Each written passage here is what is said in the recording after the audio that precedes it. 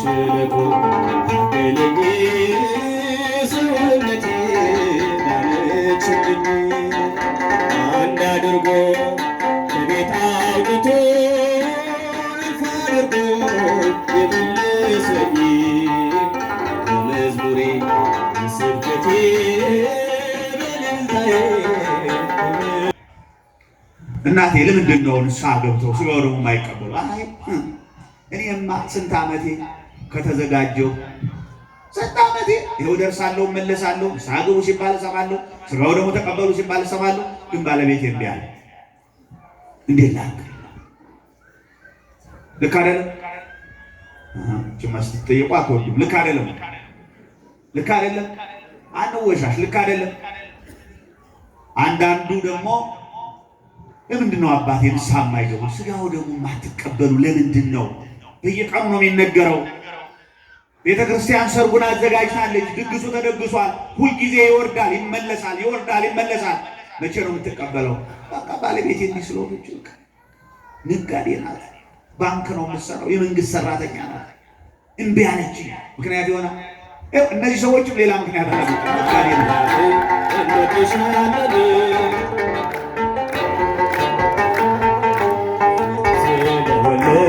ሕይወት ምግብን ማርያም እንወድሻለን።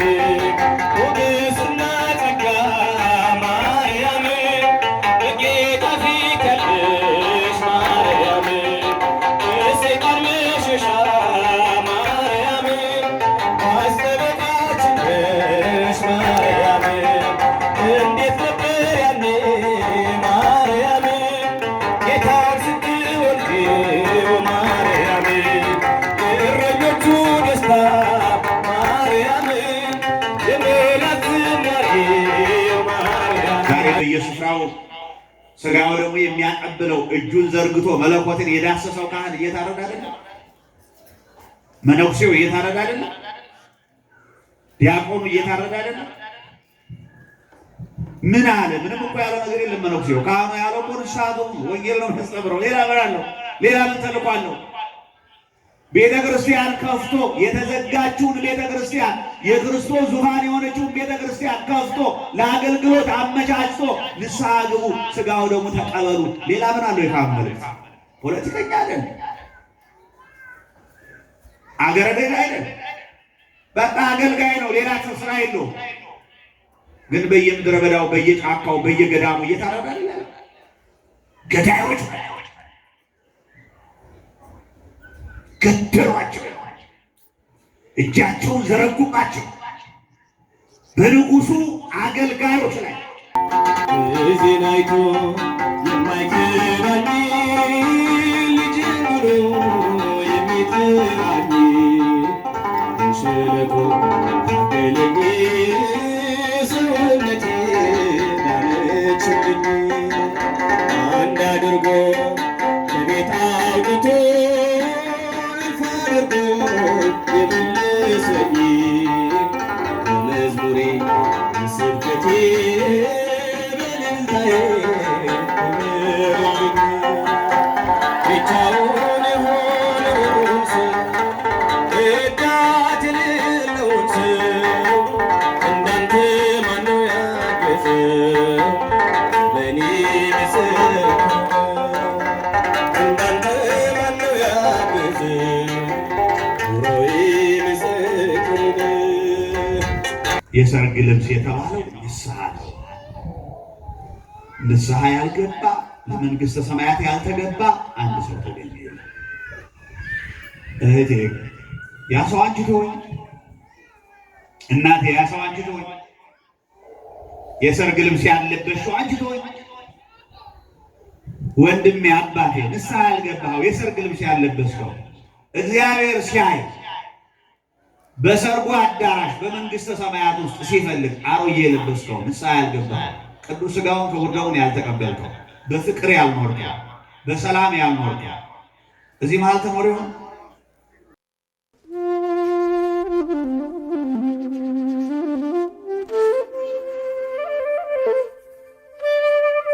ያ የሰርግ ልብስ ያለበሰ አንድ ሰው አየ። መንግሥተ ሰማያት ለልጁ ሰርግ ያደረገ ንጉሥን ትመስላለች።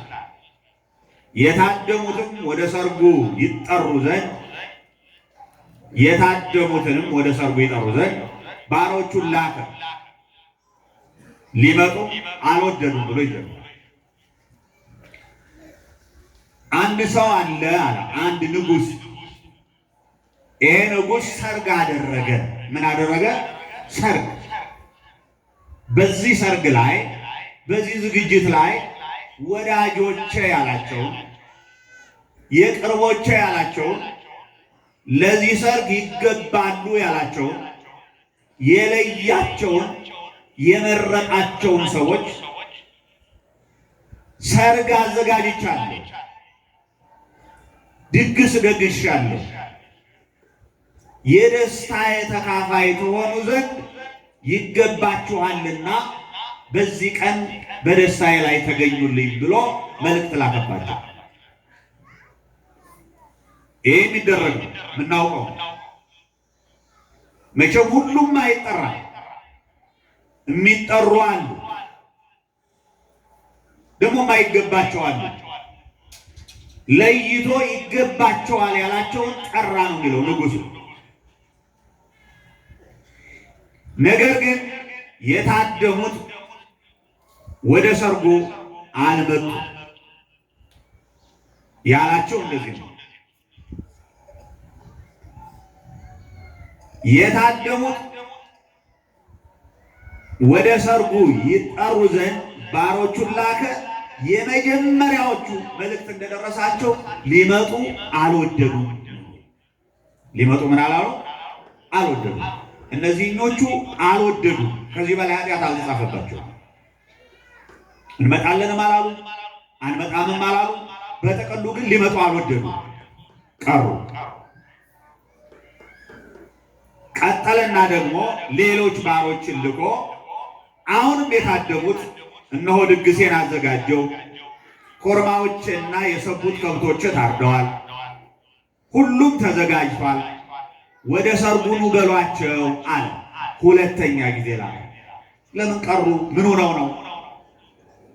ንቀው ነው? ጉዳዩን ትኩረት አልሰጡትም?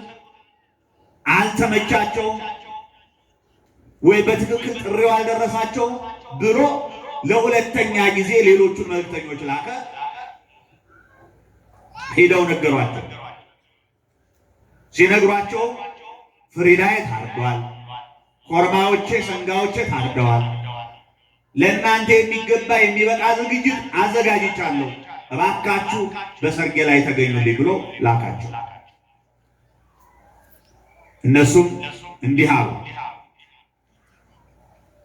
እነርሱ ግን ቸል ብለው አንዱ ወደ እርሻው ሌላውም ወደ ንግዱ ሄደ።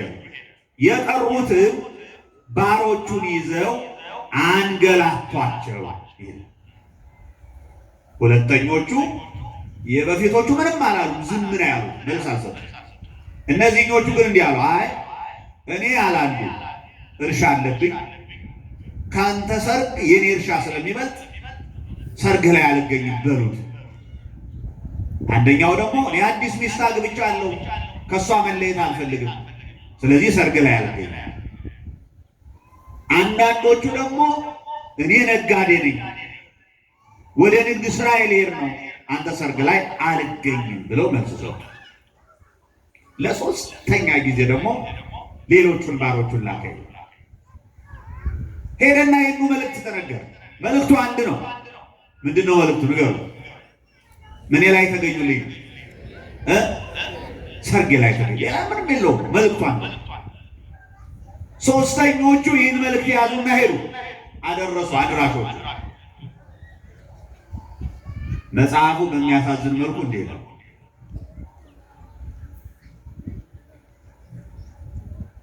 እነዚህን ባሮቹን ይዘው ገደሏቸው፣ ደበደቧቸው፣ አሰሯቸው፣ አልፎ ተርፎም ገደሏቸው። ሰርግ ጠሪ ይገደላል ይላል መጽሐፉ። ገደሏቸው። ያን ጊዜ የተላኩት ሂደው ቀሩ። ያ ንጉሥ ምንድን ነው አለ። አይ መልእክተኞች እኮ ተገለዋል፣ የሉም፣ አልተመለሱም አሉ። ንጉሥ ስለሆነ ንጉሡም ተቆጣ። ጭፍሮቹንም ልኮ እነዚያን ገዳዮች በሙሉ አጠፋቸው፣ ከተማቸውንም አቃጠለ። በዚያን ጊዜ ባሮቹን ሰርጉስ ተዘጋጅቷል፣ ነገር ግን የታደሙት የማይገባቸው ሆኑ። የታደሙት ምን የማይላቸው ሆኑ? በክብር አይደል የጠራቸው? እሱ ይገባቸዋል ብሎ ነበር የጠራ። አክብሮ ነው የጠራቸው፣ ለይቶ ነው የጠራቸው። አሁን ግን ከነሱ ስራና ድርጊት የተነሳ ንጉሡ ተቆጥቶ የማይገባቸው ሆኑ።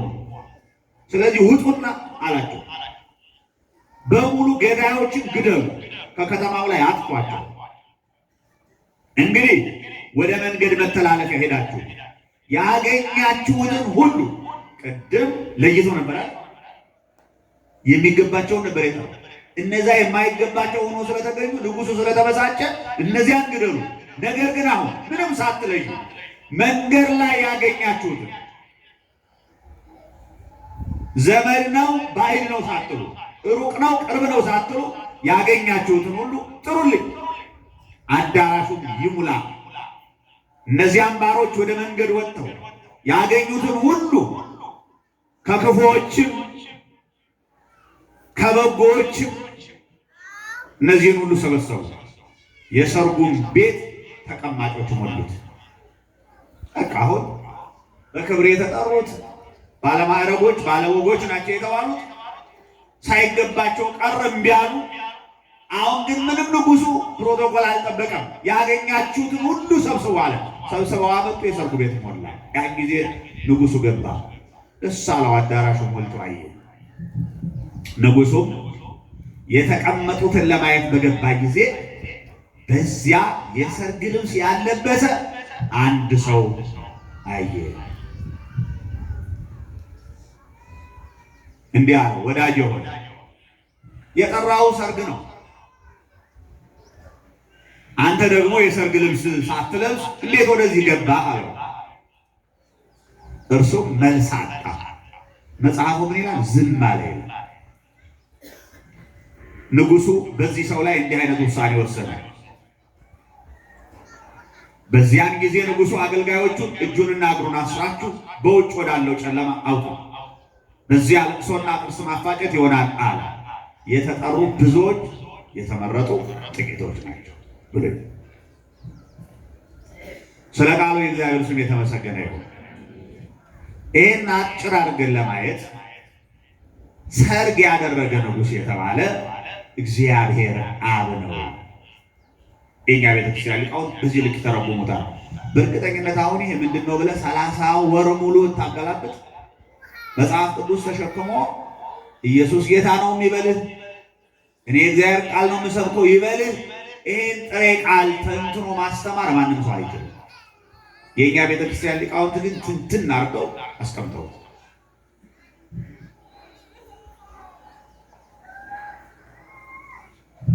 ባለሰርጉ ሰርግ ያዘጋጀው ልጅ የሚድረው ፍሪዳ ያረደው እግዚአብሔር አብ ነው።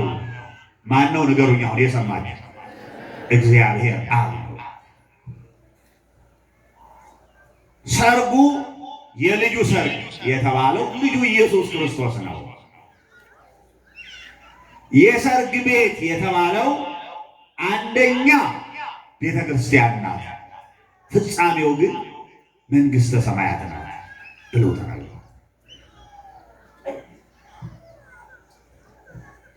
ይህን በደንብ ማየት ማረጋገጥ ይገባል። የእግዚአብሔር ልጅ ወደ አዳራሹ ንጉሡ ገባ። ንጉሡ ሲገባ አዳራሹ ላይ ያየው ነገር አብዛኛው ጥሩ ቢሆን እንኳ ለሰርጉ የማይመጥን አሮጌ የለበሰ የተቆራረጠ የለበሰ ሰርጉን ያላከበረ አንድ ሰው ተገኝቷል። የሰርግ ልብስ ያለበሰ ያ ሰው የሰርግ ልብስ የተባለው ንስሐ ነው ብለው አባቶቻችን ተርጉመውታል። እያየነው እንመጣለን። እግዚአብሔር መንፈስ ቅዱስ ከሁላችን ጋር ይሁን። በመጀመሪያ እግዚአብሔር ልጆች እግዚአብሔር አብ ከሰማይ ወደ ምድር ልጁን ሲልክ ውረድ ተወለድ፣ ዓለምን ኃጢአተኛውን በደለኛውን ዓለም ተሰቅለህ ተገርፈህ ሞተህ አንተ ካላዳንከው ሊድን ስለማይችል ውረድ ተወለድ ብሎ ልጁን ላከ። ያ ልጁ ለአባቱ ታዛዥ ስለሆነ ከሰማይ ወደ ምድር መጣ። አካላዊ ቃል ቅድመ ዓለም ከአብ ጋር የነበረው ድህረ ዓለም ከተፈጸመ በኋላ ደግሞ በባህሪው ቅንጣት ታክል ከአባቱ የማይለያይ በማይከለ ዓለም ወይም በማይከለ ዘመን አሁን ባለንበት ከባህሪ አባቱ ከአብ ከባህሪ ሕይወቱ ከመንፈስ ቅዱስ ጋር እኩል ስልጣን ያለው ኢየሱስ ክርስቶስ ለዓለም ሁሉ ለሚያምንበት ሁሉ መስዋዕት ሆኖ በመስቀል ተሰቅሎ እያንዳንዱን የሰው ልጅ ያመነበትን ጥሪውን የተቀበለውን ግብዣውን ያከበረውን ሁሉ ሊያድን የእግዚአብሔር ልጅ ፍሬዳ ሆኖ ቀረበ። በዕለተ መስቀል በዕለተ ዓርብ በመስቀል ላይ የተቆረሰው ሥጋ ነው ድግስ የተባለ። በየዕለቱ ቤተ ክርስቲያናችን 365 ቀን ሙሉ በካህናቶቿ አማካኝነት እየቆረሰች የምታድለው ትኩስ ሥጋ እየቀዳች የምታድለው ትኩስ ደም የክርስቶስ ሥጋና ደም አያችሁ፣ ግብዣ ነው። የማይደራደርበት አንድ የሆነውን ልጁ አንድ ጊዜ ለዓለም ሰጥቶ ፍሪዳ አድርጎ ይህን ካልበላችሁ አትድኑ፣ ይህን ካልጠጣችሁ መዳን አትችሉም ያለው እግዚአብሔር አለ። ታዲያ ብዙዎቹ ምን አሉ? የመጀመሪያዎቹ ዝም አሉ። ማን የሆኑ እነዚያ ሰዎች? የሰርጉ ተካፋይ ሆኑ፣ ደስተኛ ሆኑ፣ ብሉ ጠጡ ድግሱን ሲባሉ መልስ አልሰጡም፣ ዝም። የመጀመሪያዎቹ እነማን የሆኑ? ሩቅ እንዳንጠብቅ የእግዚአብሔር ልጆች፣ እነዚያማ ታሪኩን አልፎባቸዋል፣ ተጽፎባቸዋል፣ በምሳሌነት ቀርበዋል። ግን አሁን ዘመናችን የሚያሳየው ስንቶቻችን ስንት ዓመት ቤተክርስቲያን ተመላልሰናል፣ ስንት ዓመት ወንጌል ሰምተናል፣ ስንት ዓመት ጸበል ጠጥተናል፣ ስንት ዓመት እምነት ተቀብለናል፣ ስንት ዓመት ይሄን ቃል ሰምተናል፣ ስንት ዓመት እግሮቻችን በቅድስናው ስፍራ ላይ ቆመዋል። ግን ለሰርጉ ዝግጁ ነን? እሺ ብለናል ወይስ እንደነዛኞቹ እንደ መጀመሪያዎቹ እሽም የለም እንድም የለም ዝም ነው? ትናንት ንስሐ ግቡ ይባላል፣ ዝም ነው። ዛሬ ንስሐ ግቡ ይባላል፣ ዝም ነው። ሰርጉ ተደግሷል ትላለች ቤተክርስቲያን ሁል ጊዜ፣ ዝም ነው። ይቻለው ነው እግዚአብሔር ለሁላችን ልብ ይስጠን። ሁለተኞቹ ደግሞ በምክንያት ነው የሚለው። አንዱ ወደ ንግዴ ልሄድ ነው፣ አንዱ ወደ እርሻዬ፣ አንዱ ወደ ትዳሬ አሉ። ይህን መልስ ሰጡ። እነማን የሆኑ እነዚያ ሰዎች? አሁን ሩቅ ይሆኑ ከዚህ ግቢ ውጭ ይሆኑ? ንስሐ ግቡ፣ ቅዱስ ሥጋውን ብሉ፣ ክቡር ደሙን ጠጡ ስትል ቤተ ክርስቲያን ከሰማይ የወረደው አምላክ በዙፋኑ ላይ ተገልጦ በካህናቱ እጅ በፊታችሁ ቀርቧል ሲባል ዛሬም የበይ ተመልካች የለም። ብዙ ሰው አይ እኔ እኮ ነጋዴ ነኝ፣ እንዴት አድርጌ አሁን ንስሐ ገብቼ ብቆርብ ነገ መልሼ ኃጢአት እሰራለሁ። አትስረቃ፣ አትነግድ እኮ አልተባለም። አይ የሚቀጥለው ዓመት ይህን ያህል ገንዘብ ሰብስቤ፣ ይህን ያህል መሬት አርሼ፣ ይህን ያህል ንግድ አትርፌ ከዛ በኋላ ትንሽ እድሜ ገፋ ካለ በኋላ ንስሐ ገብቼ እቆርባለሁ። እነዚያ ሰዎችም እኮ ሌላ ላሉ ታውቃላችሁ አይደል? እርሻ አለኝ ንግድ አለኝ ነው። አሁን እኛ ከዛ የተለየ ምክንያት አለ? አይ የለም፣ እንደው እግዚአብሔር እንመጣው በሚቀጥለው ዓመት ነው ስላለኝ እስኪመጣ ድረስ ትንሽ ልጠብቅ ብዬ ነው እንጂ የሚቀጥለው ዓመት ሲመጣ እኮ ንስሐ ልገባ ነው የሚል ሰው ይኖር ይሆን? የተለየ እኮ ከነዛ ሰዎች የለንም ምክንያት። ዛሬም በዚህ ልክ ነው የምናየው። የእግዚአብሔር ልጆች ማስተዋል ይገባል። ከሰርጉ ለመለየት ከድግሱ ለመለየት ንግዳቸውን ነው ምክንያት ያደረጉት፣ እርሻቸውን ነው ምክንያት ያደረጉት። ዛሬ ስንቱ ሰው በተልካሻ ምክንያት ስጋውን መብላት ደሙን መጠጣት ንስሐ መግባት አቅቶት እንደተቀቀለለ ከነ ኃጢአቱ ወደ መቃብር የሚወርድ ስንት ነው? እኔ በጣም አሁን እየቀለድን ይመስለኛል። እግዚአብሔር በጣም ለንግግሬ ይቅርታ። ወንጌል ይሰበካል፣ ቤተክርስቲያን ትደክማለች፣ ብዙ ነገር ይደረጋል። ሰው ግን ለስጋው ደግሞ ለተዘጋጀው ሰርግ ዝግጁ አይደለም። በቃ ከሰማህ በቂ ነው የተባለ ይመስላል መሰለኝ። እንደው ግልጥ አድርጌ ልንገራችሁ፣ መስማት አያድንም። እንደው በማርያም ንገሩኝ፣ ምን አልኳችሁ? መስማት ምን አይልም። ምንድን ነው የሚያድነው? መስራት።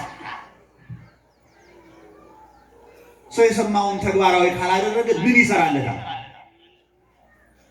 ለተግባር አንድ ነገር እንቅስቃሴ ካልጀመረ ምን ያደርግለታል? ለወቀሳ እንዴ ምን ነካቸው አባረክ። ምናልባት አንድ ቀን ወይ እንደው 10 ዓመት ሰምቼ 50 ዓመት ሰምቼ አንድ ቀን ንስሐ ገባ ይሆናል። መስማቴማ ጥሩ ነው ልትሉ ትችላላችሁ። 50 ዓመት ድረስ ባትቆይስ? 10 ዓመት ድረስ ባትቆይስ? 6 ዓመት ድረስ ባትቆይስ? ዛሬ ቢመጣስ? እንግዲህ ሐዋርያው በጣም የሚገርም ቃል እንዲህ ብሎ ይናገራል። በጣም ደስ የሚለኝ ቃል ስለሆነ እሱን ባነበው ደስ ይለኛል። ቅዱስ ጴጥሮስ እንዲህ ይላል። ሐዋርያው ቅዱስ ጴጥሮስ በሁለተኛው መልእክቱ ምዕራፍ 3 ቁጥር 8 ጀምሮ እንዲህ የሚል ቃል ይናገራል። ሰዓቴን እየገደብኩ ነው የምሄደው። እናንተ ግን ወዳጆች ሆይ በጌታ ዘንድ አንድ ቀን እንደ 1000 ዓመት። ስንት ቀን? በቃ ሲፈልግ አንዱ ቀን ለሱ 1000 ዓመት ነው። ከዛስ ቀጥሎ ያለው ከባድ ነው። 1000 ዓመት እንደ አንድ ቀን።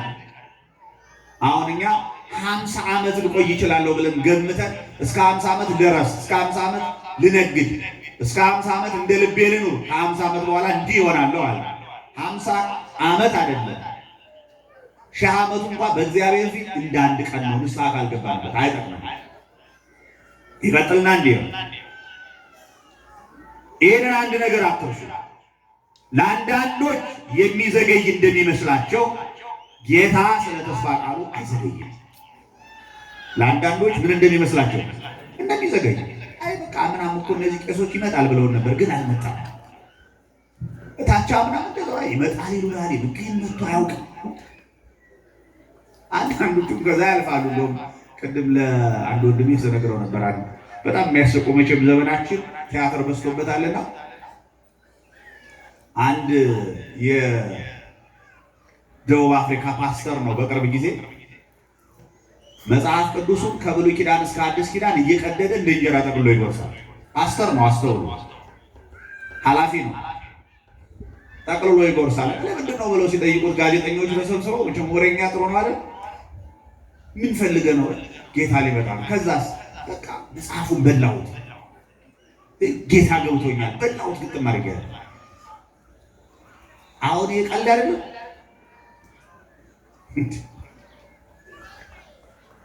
ጠቅልሎ መጉረስ ነው እንደ መብላት፣ ያውም ቀዶ። ይህ መቀለድ ይባላል። አዎ ጌታ ይመጣል። ስለ ተስፋ ቃሉ አይዘገይም። ግን ቃሉን ቀዶ መብላት ሳይሆን ስጋውን ቆርሶ መብላት ነው የተፈቀደው። ለሰርጉ የተዘጋጀው እሱ ስለሆነ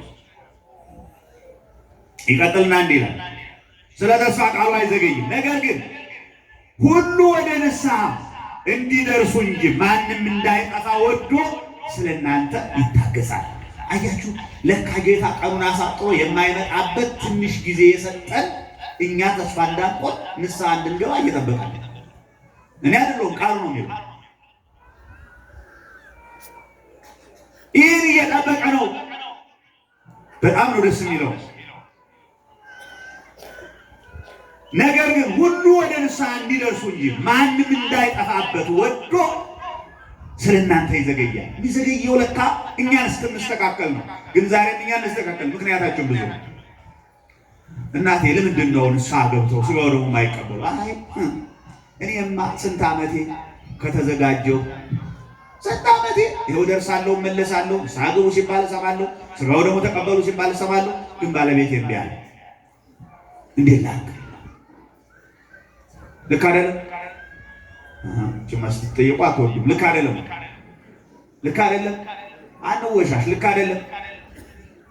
አንዳንዱ ደግሞ ለምንድን ነው አባቴ ንስሐ የማይገቡ ስጋው ደግሞ የማትቀበሉ ለምንድን ነው? በየቀኑ ነው የሚነገረው። ቤተ ክርስቲያን ሰርጉን አዘጋጅታለች። ድግሱ ተደግሷል። ሁልጊዜ ይወርዳል ይመለሳል፣ ይወርዳል ይመለሳል። መቼ ነው የምትቀበለው? በቃ ባለቤት እንዲህ ስለሆነች ነጋዴ ናት፣ ባንክ ነው የምትሰራው፣ የመንግስት ሰራተኛ ናት፣ እምቢ አለች። ምክንያት የሆነ እነዚህ ሰዎችም ሌላ ምክንያት አላመጡም። ነጋዴ ነን ግን ምክንያት እንደማያድን ጌታ አይዘገይም። ይቀጥልና ምን ይላል ቅዱስ ጴጥሮስ? የጌታው ቀን ግን እንደ ሌባ ሆኖ ይመጣል። እችን ቃል በሉ በማለት የጌታ ቀን እንደምን ሆኖ ይመጣል? እንደምን ይመጣል? በወጣትነት ዕድሜ ሊመጣ ይችላል። በጉልምስና ዕድሜ ሊመጣ ይችላል። በልጅነት ዕድሜ ሊመጣ ይችላል። ደግሞ እንደው የንስሐ ዘመኑን ከፍ ካደረገለት ደግሞ በሽምግልና ዘመን ይመጣል። ግን ጌታ ይጠራል? አይቀርም፣ ይመጣል።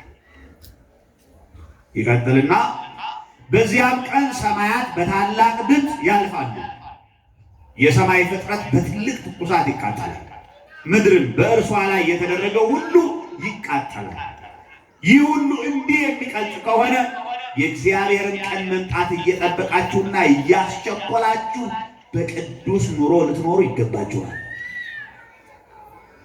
ሰማይ ይቀልጣል፣ ምድር ይቀልጣል፣ ዓለም የለም፣ ይገለባበጣል። እግዚአብሔር ይመጣል፣ ንጉሡ ይመጣል፣ ፍርድ ይሰጣል።